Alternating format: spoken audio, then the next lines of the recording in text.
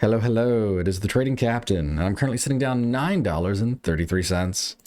Now, I only took one trade today. We've been seeing this theme a lot. It's just, there's not really great stocks resolving well. Today was particularly bad, as we'll go ahead and take a look here. So, first of all, let me go ahead and show this stock, ELTK. This was one I was really on watch for a good move here. This had no real shelf registration. The news looked all right. The only problem was that the volume was pretty light, right? This price is a bit high, volume is a bit light.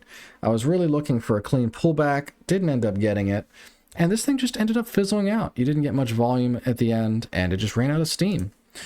If we go and compare this to ICU, which was the stock that I did trade, right? You look at this here, we just popped up for 1 minute, immediately rolled over, and we just went sideways for hours. No volume. So it's not necessarily that shorts are hammering it and it's just continuing lower. These stocks are just not having any steam to them. There's no volume. There's no real follow through with a lot of them.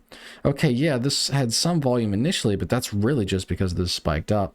The fact this rolled over and just went sideways, not really any bounce play to play for there. So even though this was a loss, ultimately, I'm not upset with the trade. I thought it was high quality. I got out and didn't keep holding once the trade seemed invalidated to me, right? We were seeing this consolidate way too much here. And yeah, the trade just didn't work. I would actually say of the 3 red days, this is probably my best performing trade in terms of me actually getting a good setup. But yeah, it just didn't work out. And one last honorable mention is MNTS. This one had a very recent shelf registration. Not only that, but this stock is notorious for dilution. So I was extra hesitant on this one. Didn't trust it at all. Even during the chat, I was calling out that I was expecting this to roll over very quickly. And it did roll over for the most part.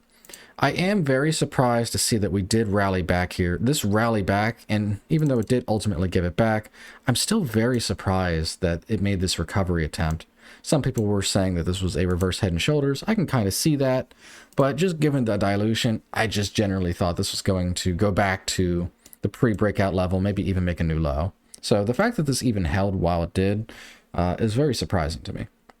But yeah, that pretty much wraps up the recap. Going into tomorrow, I'm still going to be in this very conservative state. I have had 3 red days in a row.